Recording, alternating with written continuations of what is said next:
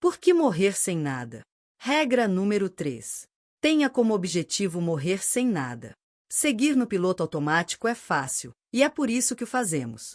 Mas se você está tentando viver uma vida plena e ideal, em vez de apenas seguir o caminho mais prático, o piloto automático vai privar você de obter o que deseja. Para aproveitar a vida de forma absoluta, e não apenas sobreviver, precisamos parar de seguir adiante sem grandes reflexões e tomar as rédeas de forma ativa para chegarmos aonde desejamos. Essa não vai ser a última vez que digo isso. Ajudar você a viver de acordo com escolhas mais ponderadas é um dos meus maiores objetivos aqui. Precisamos continuar revisitando esse tema ao longo destas páginas, porque o piloto automático opera em diversas áreas da nossa vida, desde nossa forma de ganhar dinheiro até nossa forma de doar o dinheiro que temos. Cada tipo de piloto automático tem sua própria maneira de desperdiçar nossa energia vital e, portanto, precisamos de abordagens diferentes para eliminar os desperdícios. Este capítulo se concentra no processo de ganhar e economizar mais dinheiro do que você jamais poderá desfrutar. Vamos sugerir uma solução pensada para acabar com esse tipo de desperdício. Para ilustrar esse ponto, falarei um pouco sobre John Arnold, uma pessoa com quem fiz amizade anos antes de ele se tornar bilionário. Já nos conhecíamos quando John criou um fundo de investimento chamado Centaurus, cujo objetivo era lucrar bastante com sua experiência em negociação na área da energia. Mas enquanto trabalhava lado a lado com ele na Centaurus, pude ver que, de alguma forma, John muitas vezes deixava sua boa vida de lado em troca de ganhar mais milhões. Durante um dia de trabalho pesado, ele se virou para mim e disse: Bill, quando eu chegar a 15 milhões de dólares, se eu ainda estiver trabalhando, me dá um soco na cara, ok? Bem, é claro que eu não fiz isso quando John alcançou a tal meta, e ele continuou trabalhando como corretor. John é um cara brilhante. As pessoas o chamavam de o rei do gás natural, devido a seus ganhos imbatíveis. Em dado momento, John se deu conta de que faz muito mais sentido gastar dinheiro fazendo as coisas que se ama do que apenas seguir ganhando dinheiro, mas sua meta continuava mudando. Ele não parou nos 15 milhões. Suas negociações iam tão bem que esses 15 milhões viraram 25, e em certo ponto se tornaram 100 milhões, e assim por diante. Quando se entra em uma sequência de vitórias tão grande, é difícil parar, mesmo quando a mente racional diz que deveríamos. A vida de John não se limitava ao trabalho. Ele fazia uma ou outra viagem para grandes eventos, mas dificilmente para algum destino ou evento espetacular, como seria esperado de um multimilionário. Na verdade, à medida que sua riqueza crescia, seu tempo de lazer parecia diminuir. John parecia preso ao raciocínio de que, se ganhasse mais dinheiro, poderia fazer mais coisas. Só que, na prática, ele não estava fazendo nem um pouco mais. John continuou comandando a Centaurus e não parou, mesmo quando atingiu um patrimônio líquido de 150 milhões de dólares. Em 2010, a fundação filantrópica que ele e a esposa criaram chegou ao total de 711 milhões de dólares em ativos. John era tão rico que suas doações eram milionárias como ele. E, embora não gostasse muito daquele trabalho, ele seguiu trabalhando. Quando finalmente se aposentou, em 2012, aos 38 anos, havia construído um patrimônio de mais de 4 bilhões de dólares. É claro que se aposentar relativamente jovem, aos 38 anos, é apenas um sonho para a maioria das pessoas, mas, para John, a aposentadoria estava atrasada em alguns anos. Por quê? 2 razões. Primeira, John nunca vai recuperar aqueles anos que passou concentrado apenas em ganhar dinheiro. Ele nunca mais terá 30 anos e seus filhos nunca mais serão bebês. Segunda, ele ganhou tanto dinheiro que agora enfrenta o mesmo problema do personagem de Richard Pryor na comédia Chuva de Milhões. É bem difícil gastar uma fortuna assim com a velocidade necessária.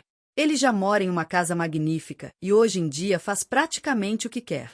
Um dos motivos pelos quais John não consegue gastar todo esse dinheiro são os filhos. Por mais que queira ter um Maroon 5 fazendo um show particular em seu quintal todos os sábados, por exemplo, John não faz esse tipo de coisa porque não quer deixar seus filhos mimados.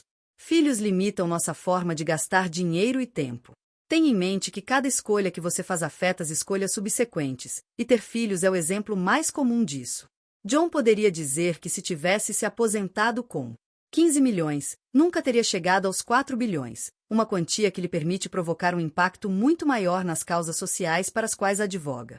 Uma grande verdade, sim, mas John também seria o primeiro a admitir que ultrapassou o ponto ideal da utilidade desse dinheiro. Ele ultrapassou esse ponto em 1,6 bilhão de dólares. Em 2 bilhões? Impossível saber, mas com certeza foi antes de acumular 4 bilhões. Você também pode estar pensando que John deve ter se divertido muito ganhando todo esse dinheiro, caso contrário não teria continuado fazendo isso por tanto tempo. Talvez ele tenha permanecido atrás da mesa de operações porque a sensação de negociar era mais emocionante do que qualquer experiência que ele poderia viver em casa. Acontece que John não estava fazendo uma escolha calculada entre trabalho e família, ou entre trabalhar por dinheiro e os milhões de outras coisas que poderia ter feito com a sua riqueza, tempo e talento. Não, ele continuava trabalhando porque adquiriu o hábito, como um fumante que começou a fumar quando era adolescente porque queria parecer legal para as garotas. Mas agora que arrumou uma namorada, por que continuar fumando? Ele havia adquirido um vício, e vícios são difíceis de largar. Para algumas pessoas, trabalhar por dinheiro pode ser a mesma coisa. É mais fácil continuar fazendo o que você sempre fez, especialmente quando o que você tem feito continua a recompensá-lo com a forma universal de reconhecimento da sociedade por um trabalho bem feito, isto é, com dinheiro. Uma vez que você adquire o hábito de trabalhar por dinheiro para viver, a emoção de ganhar dinheiro supera a emoção de viver de fato. Claro que John é um caso extremo, e sua situação simboliza um problema da classe alta. Mas a situação em que ele se encontra não é exclusiva, e nem mesmo se limita apenas aos ultra-ricos em geral. Muitas pessoas acham que nunca ganharam o suficiente, e à medida que o patrimônio líquido cresce, suas metas continuam mudando. Mas não importa quem você seja, se dono de uma indústria ou um trabalhador comum. Uma coisa é verdade: se você gasta horas e mais horas de sua vida acumulando dinheiro e depois morre sem gastar tudo, então você também desperdiçou muitas horas preciosas da sua vida sem necessidade. Simplesmente não há como ter essas horas de volta. Se você morrer com $1 milhão na conta, isso é igual a $1 milhão em experiências que você não viveu. E se você morrer com $50 mil sobrando, bem, são $50 mil em experiências que você não viveu. Nenhum dos dois cenários é o ideal, de forma alguma. Cautela excessiva. Mas há outra razão, mais intencional, pela qual as pessoas costumam poupar demais e gastar muito pouco, deixando dinheiro para trás ao morrer. Algumas pessoas nunca planejaram gastar todo o dinheiro em experiências de vida. Seu plano era economizar para despesas imprevistas da velhice, especialmente despesas médicas. Não se trata apenas do declínio natural da saúde com o avanço da idade, que por si só cria despesas médicas mais elevadas no fim da vida. Acontece também que essas despesas na prática são difíceis de serem previstas. Você vai precisar de uma cirurgia de ponte de safena tripla ou de anos de tratamento para o câncer. Ou quem sabe passar anos em uma casa de repouso. Em teoria, é para isso que serve o plano de saúde, para proteger contra qualquer adversidade que possa acontecer. Mas mesmo as pessoas com plano às vezes enfrentam contas médicas altas. Isso pode ocorrer devido a franquias altas ou coparticipações no custo de medicamentos, ou apenas porque a seguradora, por algum motivo, se nega a cobrir os gastos. Como a maioria das pessoas deseja permanecer viva depois de adoecer, é natural e razoável economizar para cuidados médicos. E como os custos desses cuidados são incertos, as pessoas tendem a poupar ainda mais. No entanto, mesmo depois de levar em conta essa incerteza em relação aos custos, muita gente ainda segue poupando de forma exagerada. Para mim, isso é como investir em algo sem sentido, como comprar um seguro contra a invasão de robôs alienígenas. Ou seja, supondo que haja uma possibilidade muito pequena de que robôs alienígenas invadam o planeta e causem estragos em nossas vidas, isso significa que você deveria construir um abrigo especial para se proteger? Prefiro arriscar e usar o dinheiro em algo mais útil e agradável. Poupar dinheiro como forma de se planejar em relação aos custos com saúde é muito parecido com isso, embora seja verdade que é muito mais provável você precisar de cuidados médicos caros do que encontrar extraterrestres ultra-inteligentes e armados até os dentes. Para ser franco, nenhuma poupança disponível para a maioria das pessoas vai cobrir os cuidados de saúde mais caros que elas possam necessitar. Por exemplo, alguns tratamentos oncológicos podem facilmente custar $500 mil por ano. Ou, caso suas despesas médicas imediatas alcancem $50 mil por noite, como aconteceu com a internação de meu pai em seus últimos dias, será que realmente importa se você economizou 10, 50 ou mesmo $250 mil? Não, não importa, porque os 50 mil extras lhe darão uma noite extra, uma noite que pode muito bem ter levado um ano de trabalho para você poupar. Da mesma forma, $250 mil economizados ao longo de muitos anos serão eliminados em 5 dias. Não estou sugerindo que você deva acumular grandes dívidas médicas pensando em dar calote no hospital. O que estou dizendo é que você não vai conseguir pagar para fugir dessas despesas altíssimas no fim da vida. Como elas são naturalmente elevadas para quem não tem plano de saúde, não fará qualquer diferença real para a maioria de nós se pouparmos ou não. Ou o governo pagará pelos custos, ou você vai morrer. Mas digamos que você não faça parte da maioria das pessoas. Digamos que você tenha milhões ou dezenas de milhões. E então, mesmo que eu ganhe o suficiente para poder economizar para mais alguns meses de vida no hospital, não vejo lógica em fazer isso. Há uma grande diferença entre viver uma vida e simplesmente ser mantido vivo, e eu prefiro investir em viver.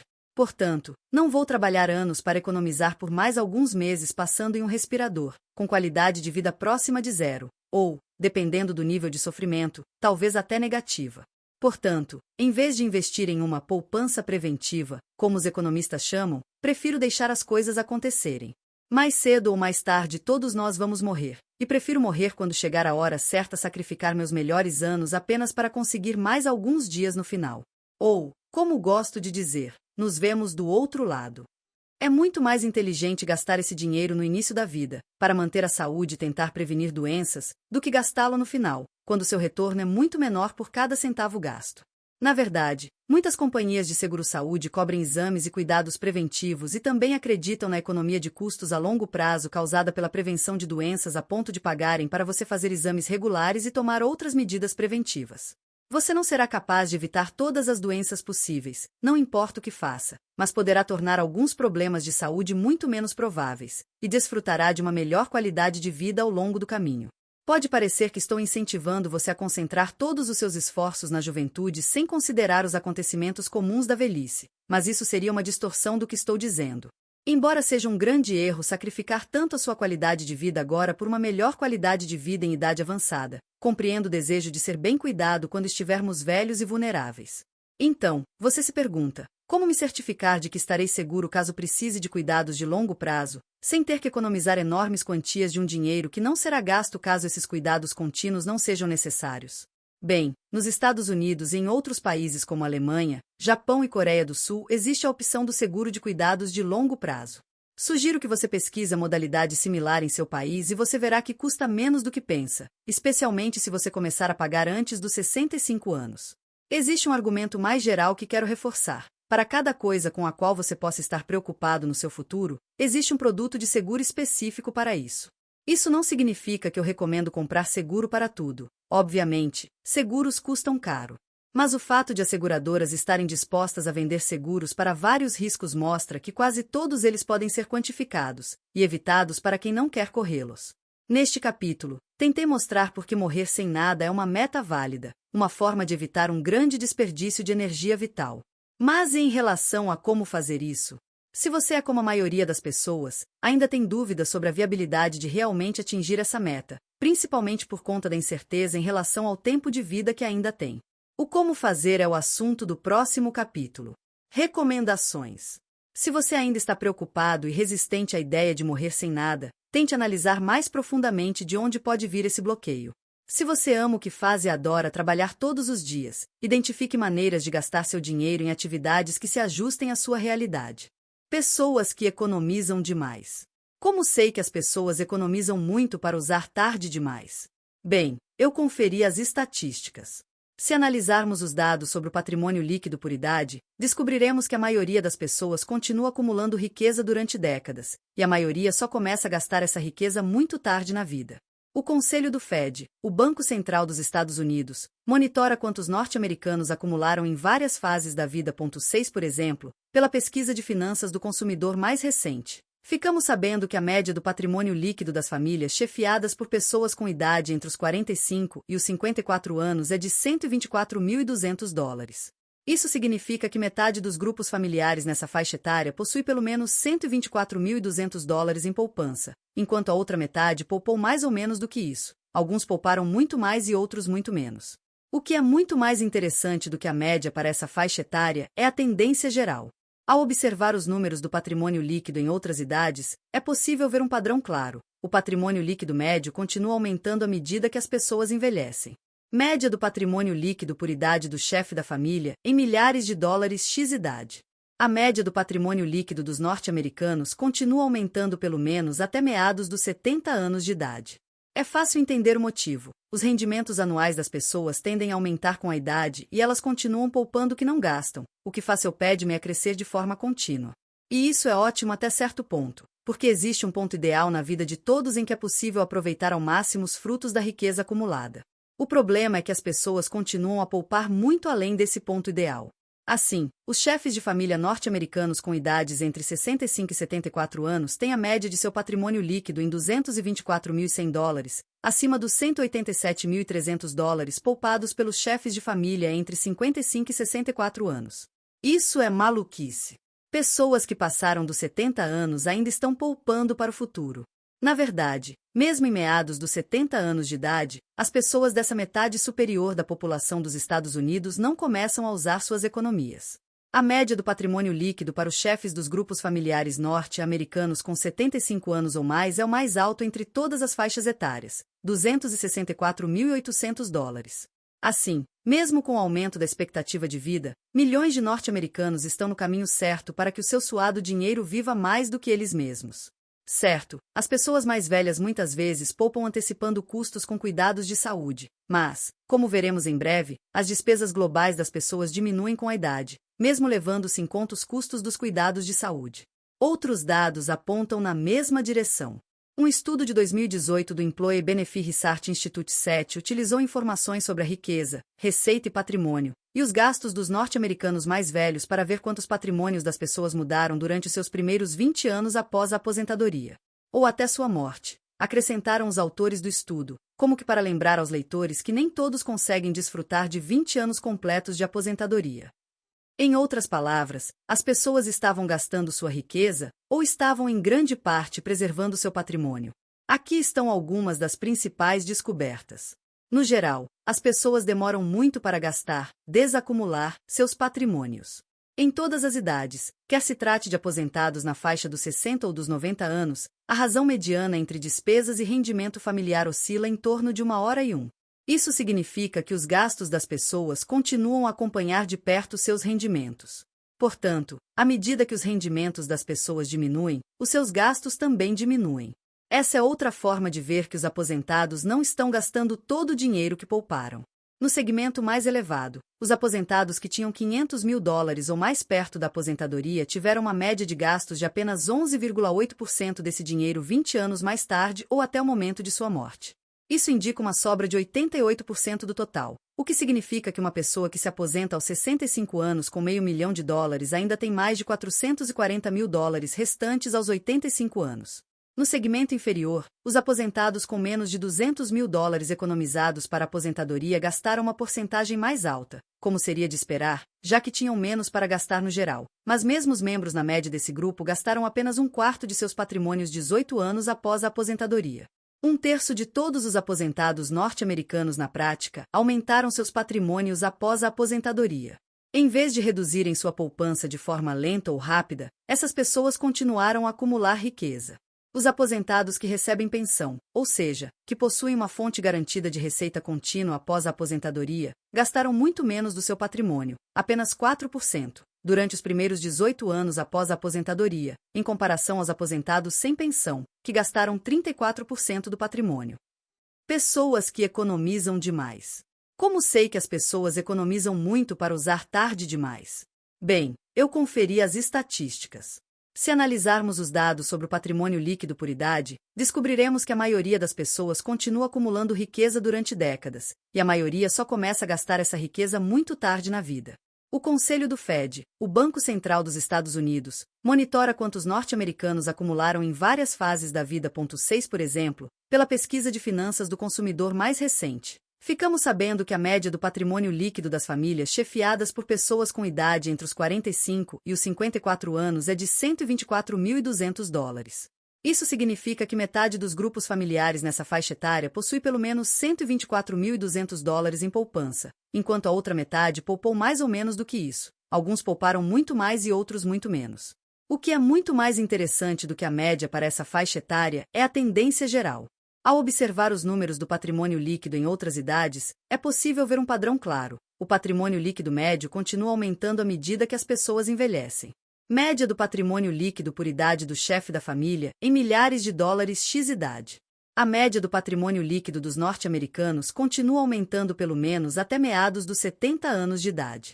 É fácil entender o motivo. Os rendimentos anuais das pessoas tendem a aumentar com a idade e elas continuam poupando o que não gastam, o que faz seu PEDME a crescer de forma contínua. E isso é ótimo até certo ponto, porque existe um ponto ideal na vida de todos em que é possível aproveitar ao máximo os frutos da riqueza acumulada. O problema é que as pessoas continuam a poupar muito além desse ponto ideal. Assim, os chefes de família norte-americanos com idades entre 65 e 74 anos têm a média de seu patrimônio líquido em $224.100, acima dos $187.300 poupados pelos chefes de família entre 55 e 64 anos. Isso é maluquice. Pessoas que passaram dos 70 anos ainda estão poupando para o futuro. Na verdade, mesmo em meados dos 70 anos de idade, as pessoas dessa metade superior da população dos Estados Unidos não começam a usar suas economias. A média do patrimônio líquido para os chefes dos grupos familiares norte-americanos com 75 anos ou mais é o mais alto entre todas as faixas etárias, $264.800. Assim, mesmo com o aumento da expectativa de vida, milhões de norte-americanos estão no caminho certo para que o seu suado dinheiro viva mais do que eles mesmos. Certo, as pessoas mais velhas muitas vezes poupam antecipando custos com cuidados de saúde, mas, como veremos em breve, as despesas globais das pessoas diminuem com a idade, mesmo levando-se em conta os custos dos cuidados de saúde. Outros dados apontam na mesma direção. Um estudo de 2018 do Employee Benefit Research Institute (SET) utilizou informações sobre a riqueza, receita e patrimônio, e os gastos dos norte-americanos mais velhos para ver quantos patrimônios das pessoas mudaram durante seus primeiros 20 anos após a aposentadoria. Ou até sua morte, acrescentaram os autores do estudo, como que para lembrar aos leitores que nem todos conseguem desfrutar de 20 anos completos de aposentadoria. Em outras palavras, as pessoas estavam gastando sua riqueza, ou estavam em grande parte preservando seu patrimônio. Aqui estão algumas das principais descobertas. No geral, as pessoas demoram muito para gastar, desacumular, seus patrimônios. Em todas as idades, quer se trate de aposentados na faixa dos 60 ou dos 90 anos, a razão mediana entre despesas e rendimento familiar oscila em torno de 1 hora e 1. Isso significa que os gastos das pessoas continuam a acompanhar de perto seus rendimentos. Portanto, à medida que os rendimentos das pessoas diminuem, os seus gastos também diminuem. Essa é outra forma de ver que os aposentados não estão gastando todo o dinheiro que pouparam. No segmento mais elevado, os aposentados que tinham $500.000 ou mais perto da aposentadoria tiveram uma média de gastos de apenas 11,8% desse dinheiro 20 anos mais tarde ou até o momento de sua morte. Isso indica uma sobra de 88% do total, o que significa que uma pessoa que se aposenta aos 65 anos com $500 mil ainda tem mais de $440 mil restantes aos 85 anos. No segmento inferior, os aposentados com menos de $200 mil economizados para a aposentadoria gastaram uma porcentagem mais alta, como seria de esperar, já que tinham menos para gastar no geral. Mas mesmo os membros na média desse grupo gastaram apenas 1/4 de seus patrimônios 18 anos após a aposentadoria. 1/3 de todos os aposentados norte-americanos na prática aumentaram seus patrimônios após a aposentadoria. Em vez de reduzirem sua poupança de forma lenta ou rápida, essas pessoas continuaram a acumular riqueza. Os aposentados que recebem pensão, ou seja, que possuem uma fonte garantida de receita contínua após a aposentadoria, gastaram muito menos do seu patrimônio, apenas 4%, durante os primeiros 18 anos após a aposentadoria, em comparação aos aposentados sem pensão, que gastaram 34% do patrimônio. Você pode estar pensando que a situação de Elizabeth não é a regra. E sim, você estaria certo, por exemplo, em apontar que algumas pessoas ganham um salário por hora muito mais alto durante suas carreiras. Portanto, para quem ganha mais, $30 mil não representam tantas horas, ou anos, de trabalho desnecessário. Isso é verdade. Mas o problema é o seguinte: essas pessoas acabam morrendo com muito mais de 130 mil guardado. As pessoas que ganham bastante por hora, ou recebem um salário anual alto, por vezes sentem-se ainda mais tentadas a continuar trabalhando e a seguir ganhando dinheiro. De uma forma ou de outra, é um desperdício de energia vital. A sua renda pode ser maior ou menor do que qualquer um desses exemplos. Não importa, porque a conclusão ainda é a mesma. Se você não quer desperdiçar sua energia vital, deve tentar gastar todo o seu dinheiro antes de morrer. Para mim, essa lógica é incontestável. Talvez seja por causa da minha formação como engenheiro, ou talvez seja por isso que escolhi estudar engenharia, mas adoro eficiência e odeio desperdício. E não consigo pensar em nenhuma forma pior dele do que desperdiçar sua energia vital. Para mim faz todo sentido querer morrer sem nada. Não significa ficar sem nada antes de morrer, porque isso deixaria na mão, mas deixar o mínimo possível de dinheiro sem uso, fazendo valer todo o tempo e energia que você gastou trabalhando para obtê-lo. Estou longe de ser a primeira pessoa a sugerir que o plano de morrer sem nada é a forma racional de se viver. Na década de 1950, um economista chamado Franco Modigliani, que ganhou o Prêmio Nobel, postulou algo que veio a ser conhecido como hipótese do ciclo de vida, LCH, na sigla em inglês, que é o modelo de administração de gastos e poupanças para tentar aproveitar ao máximo o dinheiro ao longo da vida. Basicamente, Modigliani dizia que aproveitar ao máximo o dinheiro ao longo da vida exige que, como disse outro economista, o patrimônio chegue a zero na data da morte. 3 Em outras palavras, se você sabe quando vai morrer, deve morrer sem nada, porque se não fizer isso, não estará obtendo o máximo proveito, utilidade, do seu dinheiro. E quanto à possibilidade muito real de você não saber quando vai morrer? Modigliani tem uma resposta simples para isso. Para estar seguro, mas ainda assim evitar deixar dinheiro para trás de forma desnecessária, basta pensar na idade máxima que alguém pode viver. Assim, uma pessoa racional, na opinião de Modigliani, deve distribuir sua riqueza por todos os anos, até a idade mais avançada que puder viver. Algumas pessoas tentam viver desta forma racional e de maneira a maximizar os benefícios, mas ainda tem muita gente que não. Ou as pessoas economizam muito ou economizam muito pouco. A otimização de todo o período provável de vida exige muita reflexão e planejamento. É mais fácil seguir buscando recompensas de curto prazo, miopia, e permanecer no piloto automático, inércia, do que fazer o que será bom para você a longo prazo. Essas tendências podem afetar a todos nós, formigas e cigarras. A miopia costuma ser o problema da cigarra que gosta de se divertir e gasta muito. A inércia também pode atingir a formiga responsável, principalmente mais tarde na vida, quando quem foi um zeloso poupador precisa de repente utilizar o pé de meia que construiu com tanto cuidado. Os economistas comportamentais explicam que a racionalidade implicada em uma ação, neste caso, passar da poupança para a despoupança, não significa dizer que as pessoas a realizarão com facilidade. A inércia é uma força muito poderosa. Como disseram certa vez os economistas R. Schefrin e Richard Thaler, é difícil ensinar novas regras a uma velha família. Morrer sem nada me parece um objetivo tão claro e importante que quero ir direto ao próximo passo, que é ajudá-lo a descobrir como, de fato, atingir esse objetivo. No entanto, já discuti essas ideias com um número suficiente de pessoas para saber que não posso ir direto ao como. As mesmas poucas perguntas e objeções continuam surgindo, e sei que não posso ignorá-las. Então, primeiro responderei a essas perguntas frequentes. Se você ainda estiver me acompanhando em relação ao valor e à viabilidade de morrer sem nada, passaremos algumas ferramentas que podem ajudá-lo a fazer isso acontecer. Mas eu amo o meu trabalho. Quando digo que deixar dinheiro para trás equivale a um desperdício de energia vital ou a trabalhar de graça, às vezes escuto pessoas dizendo que a minha análise não se aplica a elas porque elas amam o que fazem. Algumas pessoas chegam ao ponto de dizer que pagariam para exercer o trabalho que amam, algo do qual duvidei até começar a namorar uma dançarina profissional. Não, ela não é stripper. A dança é um campo extremamente competitivo, com muito mais testes do que trabalhos pagos disponíveis para todos, e ao contrário da atuação ou de alguns outros campos competitivos, você nunca vai conseguir ficar rico dançando, não importa o tamanho do sucesso que alcançar. Um desperdício de energia vital. Você pode estar trabalhando de graça.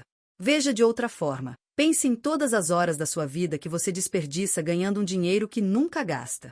Tomemos como exemplo Elizabeth, uma mulher, fictícia, solteira de 45 anos que ganha $60.000 por ano em seu trabalho de escritório em Austin, Texas.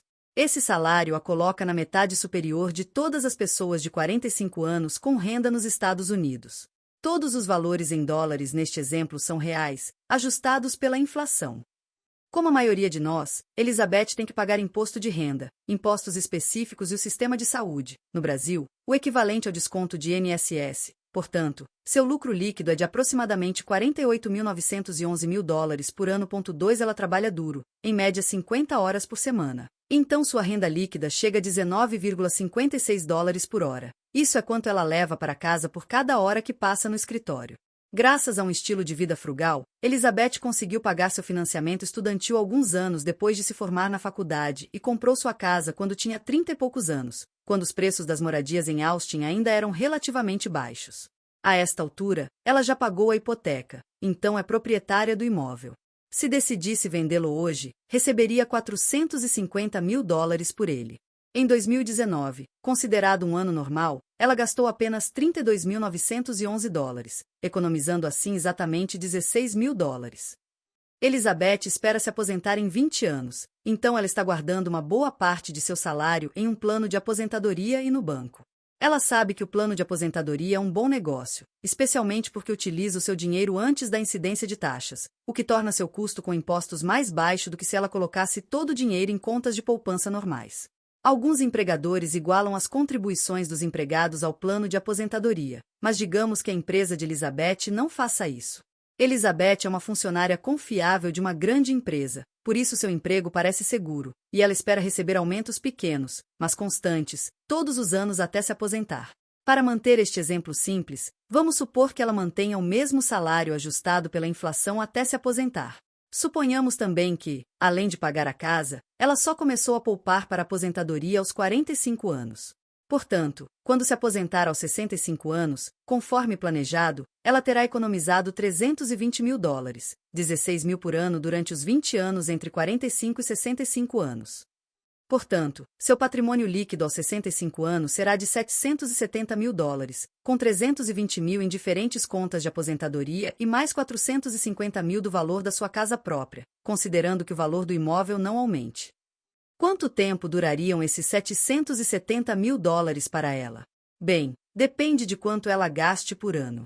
Pesquisas sobre os gastos reais das pessoas após a aposentadoria mostram que os gastos não são constantes e muitas vezes diminuem nos anos posteriores, como explicarei mais adiante.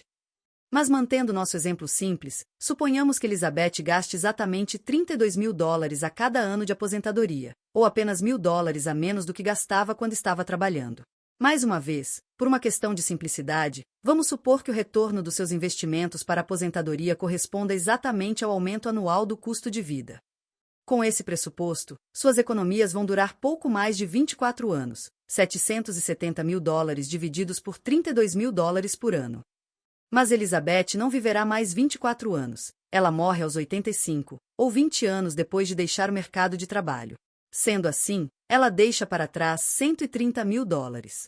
Estou dizendo isso porque quero que você pense de fato sobre o verdadeiro custo, o terrível desperdício, de deixar para trás $130.000. Eu já disse que você pode pensar nesse dinheiro como se fossem experiências perdidas, o que quer que os $130.000 pudessem ter comprado para Elizabeth. Esse cenário é triste por si só, mas não é só isso. Observando o que foi necessário para economizar tanto dinheiro, de acordo com o valor por hora de Elizabeth, você pode ver quantas horas desnecessárias ela passou em seu trabalho de escritório. Quantas horas foram? Bem, dívida os 130 mil por $19,56 por hora e você terá um pouco mais de 6.646. São 6.646 horas que Elizabeth trabalhou por um dinheiro que nunca conseguiu gastar. São mais de 2 anos e meio em semanas de trabalho de 50 horas. 2 anos e meio trabalhando de graça. Que desperdício de energia vital! Os números seriam ainda maiores se o cálculo levar em conta que sua poupança rendeu juros acima da inflação, e que ela também receberia um valor da Previdência. Mas mesmo com nossas suposições muito conservadoras, teria sido melhor para Elizabeth se aposentar mais cedo ou gastar mais dinheiro ao longo da vida. No entanto, para seguir no mercado, é preciso aperfeiçoamento contínuo em busca de proficiência, além de morar perto de cidades caras como Nova York e Los Angeles. Assim, a maioria dos bailarinos precisa ter outros empregos que, na verdade, custeiem sua verdadeira paixão. Então, sim, entendo que algumas pessoas amam o que fazem e veem o trabalho como uma experiência de vida gratificante por si só. E eu acho isso maravilhoso e que todos nós deveríamos ter essa sorte. Mas, ainda assim, acho que também seria melhor para essas pessoas se morressem zeradas, e vou explicar por quê. Primeiro, vejamos o argumento delas, que é mais ou menos assim. Se o seu trabalho em si é uma experiência divertida e gratificante, então qualquer dinheiro que você ganha ao realizá-lo é apenas um subproduto, como as cinzas que sobram da fogueira. Quando você acendeu o fogo, criar cinzas não era seu objetivo. Você se aproveitou do calor do fogo e da luz, e por acaso também obteve algumas cinzas no processo. Não há mal nenhum nisso, e certamente não há mal nenhum em ganhar dinheiro realizando o trabalho que você ama. Mas o problema é o seguinte: mesmo as pessoas que enxergam o trabalho como uma forma de diversão estariam melhores se gastassem pelo menos uma porcentagem do seu tempo em experiências que não envolvessem trabalhar por dinheiro. Mesmo que a dança seja sua vida, é provável que você não queira fazer isso. 24 horas por dia, 7 dias por semana. Além disso, quando você estiver na casa dos 40, 50 ou 60 anos, Talvez queira passar uma porcentagem menor da semana dançando do que quando tinha 20 ou 30 anos. Claro, é possível que você não queira reduzir suas horas de trabalho à medida que envelhece. Talvez você queira mesmo continuar dançando, ou advogando, lecionando ou seja lá qual for a profissão que goste, em tempo integral, desde que seja capaz, e ganhando dinheiro por fazer isso. Fique à vontade. Apenas certifique-se de gastar o dinheiro que você ganha em tudo que você valoriza. Faça mais viagens de primeira classe, dê festas melhores, vá ver sua dançarina favorita se apresentar ao vivo. Porque mesmo que você tenha aproveitado cada minuto do trabalho que lhe rendeu aquele dinheiro, deixar de gastar esse dinheiro é, sim, um desperdício. Para usar uma metáfora dos videogames, é como se você ganhasse uma vida extra e depois decidisse jogá-la fora. É como preferir deixar o Mario cair de uma ponte em vez de levá-lo até o reino dos cogumelos. Você faria isso só porque não estava contando com aquela vida extra? Por que adotar essa atitude de tudo que vem fácil, vai fácil? O mesmo acontece com qualquer dinheiro que você receba. Para maximizar sua vida, não importa de onde veio o dinheiro. Quer você o ganhe por um trabalho que ama ou por uma herança de seu bisavô, quer o dinheiro seja resultado de seguir sua paixão ou por ser membro do clube dos herdeiros sortudos, uma vez dado a você, ele se torna seu. E uma vez que é seu, ele agora representa horas da sua vida, que você pode trocar por qualquer coisa que o ajude a viver a melhor vida possível. Se a dança é a sua vida, e você também ganha dinheiro com ela, vá em frente e gaste em experiências relacionadas à dança. Esbanje em aulas particulares com os melhores professores, se é isso que você valoriza, ou contrate alguém para limpar sua casa para você ter mais tempo para praticar. Só não deixe que esse dinheiro fique parado e seja desperdiçado por causa de onde ele veio. A origem do seu dinheiro não muda o cálculo para maximizar sua vida. Mas, quando digo a frase morra sem nada, a reação imediata da maioria das pessoas é de medo, logo seguido pelo pensamento de que morrer com dinheiro sobrando não é um desperdício total, porque esse dinheiro irá para seus herdeiros, ou talvez para instituições de filantropia. A expressão mais comum desta crença está na frase, mas e os meus filhos? A questão dos filhos surge com tanta frequência, e há tanto a dizer sobre ela, que merece um capítulo próprio, e de fato existe um, juntamente com os meus pensamentos sobre as doações para a filantropia. Mas, por enquanto, vou falar um pouco da minha resposta à questão dos filhos. Em primeiro lugar, sim, com certeza você pode deixar dinheiro para as pessoas e causas com as quais você se preocupa, mas a verdade é que seria melhor que essas pessoas e causas aproveitassem a sua riqueza o quanto antes. Por que esperar até depois que você morrer? Em segundo lugar, qualquer quantia que você der aos outros se tornará imediatamente dinheiro deles, não mais seu. Mas quando falo em morrer sem nada, estou falando do seu dinheiro. Tudo que você deu aos seus filhos vai seguir sendo deles, então não há necessidade de planejar sobre mais dinheiro para eles. Você vai aprender muito mais sobre como planejar de forma pensada o que deixar, para quem e quando, em um capítulo mais adiante neste livro. Mas agora quero falar sobre o medo. Muitas pessoas me disseram ter medo, em muitos casos pânico, de ficar sem dinheiro antes de morrer. E eu entendo. Ninguém quer passar os seus últimos anos na pobreza, por isso é compreensível que as pessoas poupem para o futuro. E não estou dizendo que você não deva fazer isso. O que estou dizendo é que as pessoas que poupam tendem a poupar demais e para usar muito tarde em sua vida. Elas se privam hoje para cuidar de um futuro eu já muito mais velho, que talvez nunca viva o suficiente para desfrutar daquele dinheiro.